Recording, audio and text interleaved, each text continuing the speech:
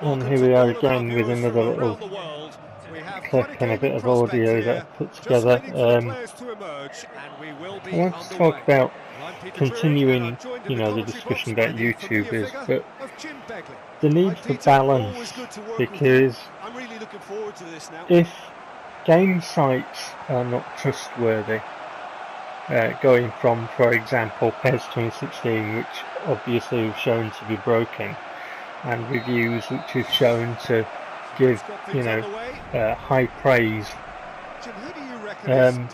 and not even mentioning the broken thing. If YouTubers can't give balance because they're getting free copies and because they're making money and they're portraying broken products in a way in which in an exciting way in which other people are going to be exposed to that and believe the hype, as it were, because it's a free form of advertising for companies if they can work with YouTubers, isn't it? So what we actually need as customers, as punters, is we need some balance. We need, we need people who will be able to tell us exactly what a product is like, and by product obviously in this instance I'm in a video game, because they're not cheap, are they? And if we're excited about games, then we'll probably buy them at launch or whatever it is. We'll be excited about them, or we'll wait for the Game of the Year edition or whatever it is that we do. Some of us pre-order titles. I do pre-order things like collector's editions and stuff, because I like to collect figures and whatnot. But we need the truth out there. That's what we need. We need people who are willing to stand up and say this is broken, and show this is broken. Not give negative propaganda because we have an agenda. Not give positive propaganda because we have an agenda. But just to be truthful and honest, to give balance. Because, as I say, your consoles are not cheap. These days, to be able to game on a modern platform, a PlayStation 4, an Xbox One, a PC, not only do you need your kit, and obviously they're doing the Xbox One Scorpio now, they're doing the PS4 Pro, they're doing upgraded editions of a generation, aren't they? But you're paying for your broadband, you pay for your games, you're paying for your Xbox Live Gold or your PlayStation Plus or whatever it is that you do. And the whole thing about being a games player is more expensive than ever, because obviously now we don't get everything on the disc, that's unlockable in the game. In days gone by we might get a GameCube game and whatever it was that we got, and we play it on difficulties and we unlock our things. Now, DLC, season passes, everything else. So being a games player is a very expensive business. And when we look at the mediums that the industry favours to expose it, to give exposure to its games, which is gaming sites and YouTubers, as I said, we need balance. If these are not capable of telling us that it's broken, if they're constantly portraying it in such a way as, this is the best one, this is the best one. Interestingly, I've been playing Pokemon Sun and Moon, recently, because that's just come out, and me and my daughter like to play Pokemon. And the review said it's the best one ever.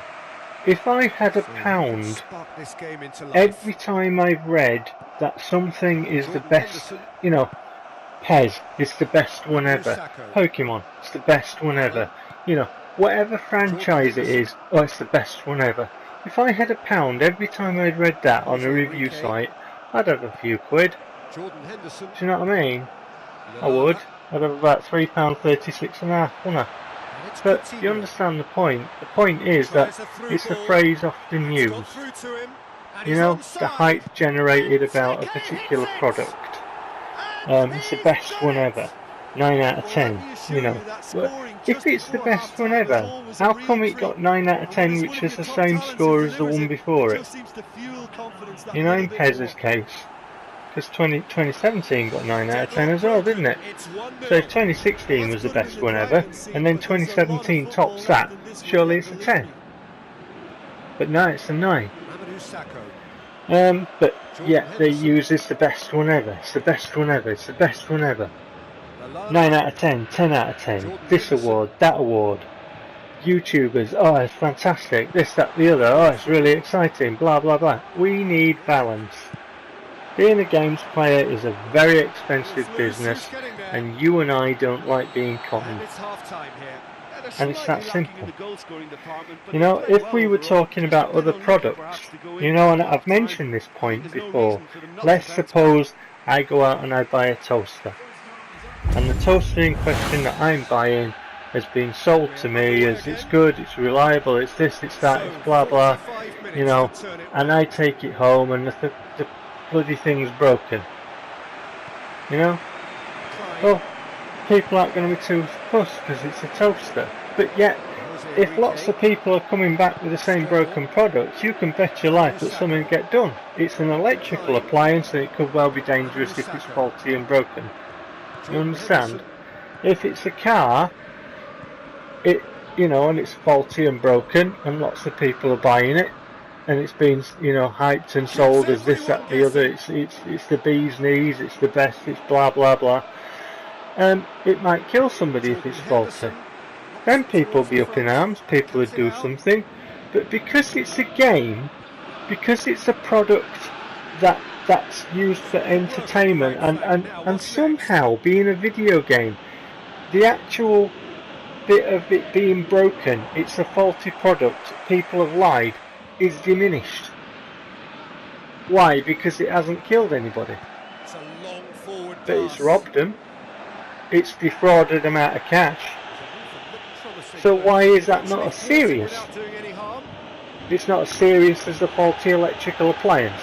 It's not as serious as a faulty, you know, car.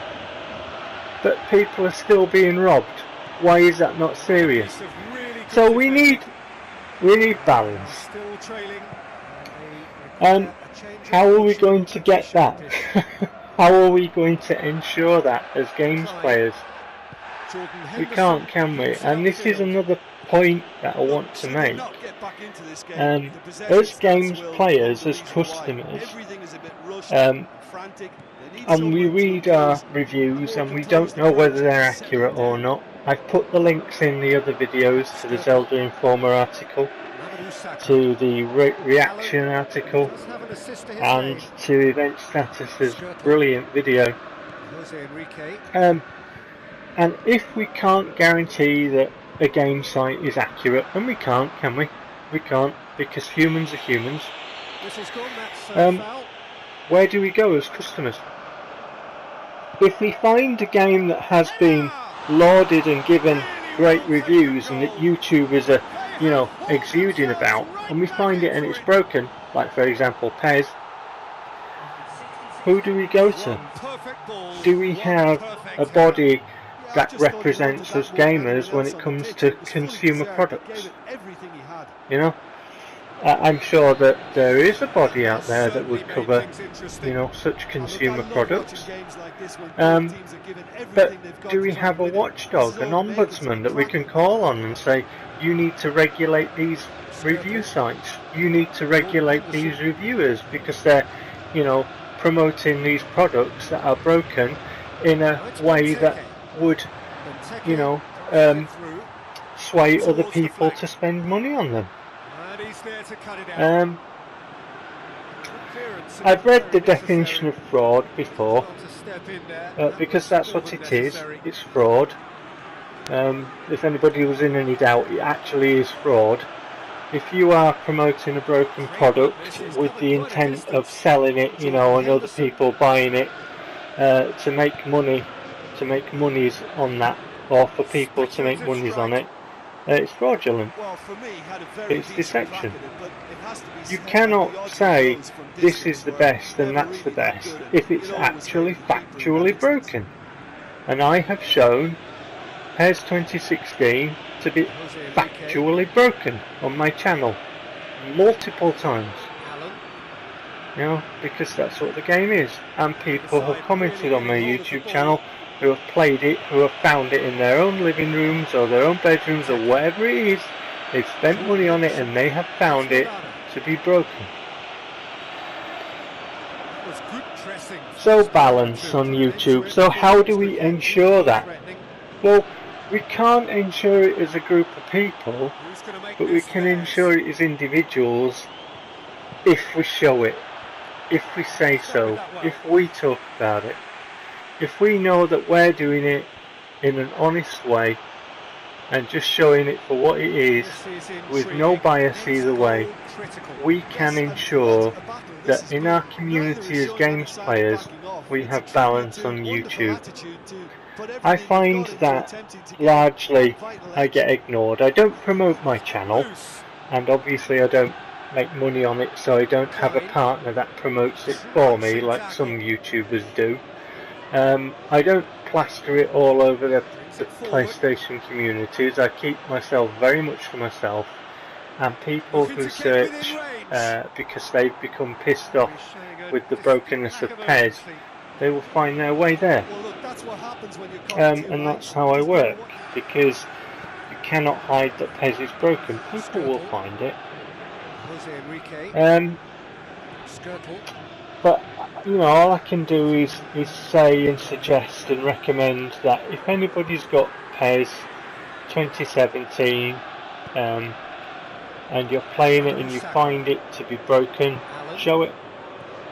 You know, if you have the opportunity, which I spoke about before, show it, because games players in general, and this is broader than PES now, it's a wider thing. Games players in general need balance. If review sites are not showing it, you know, as it actually is, if YouTubers are not showing it as it actually is, it's up to people like us, people who are fed up with it, to show it. Coming to the end of my vid now once again, so in the meantime, as always, take care. My thanks to Jim. We both wish you a very good evening.